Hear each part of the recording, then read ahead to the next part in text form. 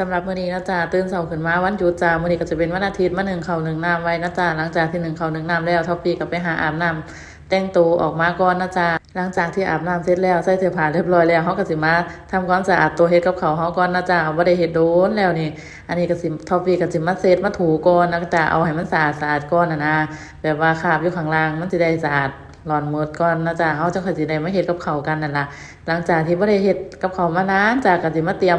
โต๊ะเตรียมทำความสะอาดใหม่กันก่อนจ้าเสร็จๆถูๆกันก่อนหลังจากที่เตรียมโต๊ะเสร็จแล้วก็มาเบิ่งกันจ้าสิได้อีหยังกินแน่มื้อนี้เนาะ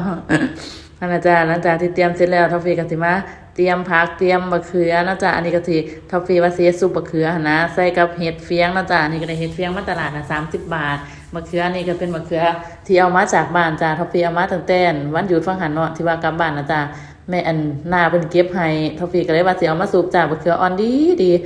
หลังจากนั้นเอาไปล้างเอาไปทำความสะอาดแล้วก็สิเอามาใส่หม้อต้มนะจ๊ะแล้วก็เอามาพักไว้ก่อนนะจ๊ะเท่ากับสิมาถีเขาก่อนเพราะว่าเขาหม้อเขาท่านได้สุกจ้ะแก๊สน่ะมี2อันได้จ้ะแต่ว่าหั่นแก๊สอีกอันนึงน่ะมันเบิดนะก็เลยได้ใส่แก๊สอันเดียวก็เลยจะเสียเวลาจักหน่อยในระหว่างรอทอฟฟี่ก็ไปเตรียมผักนะจ๊ะอันต้นหอมผักชีแล้วก็ใบสะระแหน่นะจ๊ะก็สิเอาไว้อย่างละน้อยแล้วก็เอาไปล้างทำความสะอาดนะจ๊ะ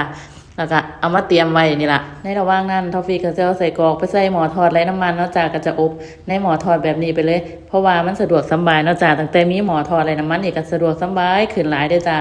หลังจากนั้นหม้อข้าวสุกก็สิมาปรุงหม้อข้าวจ้าแล้วก็สิมาต้มมะเขือกับเห็ดเฟียงไว้ก่อนแล้วทอฟฟี่ก็จะมาใส่ข้าวเนาะจ้าข้าวอันนี้ทอฟฟี่ก็จะใส่แบบง่ายๆเลยเนาะจ้าก็เอาซ้อนๆนะจ้าใส่แล้วก็ทิกแล้วก็เอาใส่อันก้องเขาเตรียมไว้แบบนี้เลยนะจ้าเพราะว่าเขาก็ไม่ได้นึ่งเขาร้ายนะจ้าทอปปี้ก็บ่มีแนวใส่น้ำทอปปี้ก็เลยเฮ็ดจังซี่เอาหลังจากนั้นพอบักเขือกับเห็ดเฟียงต้มสุกแล้วนะจ้าได้ที่แล้ววันนี้ทอฟฟี่ก็สิมาข้างหม้อไว้ถ้าต้มไข่อีกได้จ้าทอฟฟี่ก็สิต้มไข่น้ำกัน3 หน่วยในระหว่างนั้นน่ะทอฟฟี่ก็ไปเฮ็ดซุปบักเขือได้จ้าซับอันเห็ดเฟียงแล้วก็ตำบักเขือแล้วก็ปรุงอันใส่พริกผงชูรสน้ำปลาหั่นนะแต่ว่ากล่องกดไปคิดว่าจะคล้องกดจ้าบ่ได้กดทายโอ้ยเสียดายแฮงนะจ้านั่นแหละทอปปี้ก็เลยมาต้มไข่จ้าต้มไข่กับทอปปี้ก็ต้มประมาณ7 นาที8 นาทีนี่นะจ้าออกมาเป็นไข่ยางมาต้มป๊าดงามน่ากินจ้าใส่กรอกเขาก็สุกพอดีจ้านี่มีปลาทูอีกตัวนึงก็มีใส่กรอกแต่ว่าคุณชายเฮาลงจากเฮียนมาจ้าบอกว่าอยากกินผัดมะม่ามาให้ทอปปี้ผัดมะม่าให้อีกกับเขามีบักหลายอย่างบ่กินจ้าสิกินผัดมะม่ามีอันนึงก็สิกินอันนึงเนาะนี่ล่ะจ้าคุณชายเฮากินกับเขาง่ายๆที่แบบว่ามีบ่กินอยากกินอันนึงเนาะจ้านั่นล่ะทอฟฟี่ก็เลยต้องพัดให้เขาโอ้ยเนาะกับเขามีบักหลายก็ยังสิอยากกินผัดมะม่าอีกอยู่ผัดมะม่ามื้อนี้ก็สิใส่ไข่ไปเลย2 หน่วยแล้วก็หมูสับจุกๆเลยจ้าแล้วก็มะม่านี่มะม่าผัด2 ห่อพุ่นเด้นี่จ้าก็สิผัดแบบง่ายๆใส่เครื่องมะม่าแล้วก็ใส่น้ำตาลลงไปหน่อยนึงนะจ้ารสชาติกลมกล่อมทอฟฟี่ก็เลยปอกไข่ให้อีกหน่วยนึงจ้านี่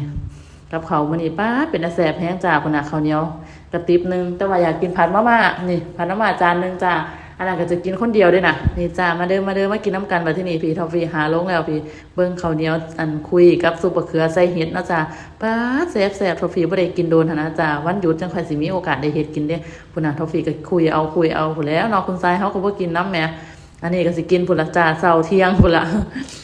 มาจ้ามากินน้ำกันแซ่บคักเบิ่งต้มไข่โอ้ยแซ่บคักนี่จ้าคุณชายเฮาก็เอาผักมาให้ลืมเอาผักมาในตู้เย็น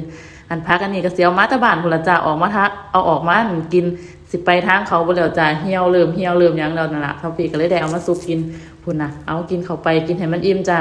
มื้อนี้กินแล้วก็นอนบ่ได้ไปไสดอกพุ่นน่ะคุณชายเฮากินจ้าสำหรับคลิปนี้ก็บ่มีหยังหลายเนาะจ้ากินแล้วก็พักผ่อนนั่นล่ะจ้าสู่งานใหม่จ้า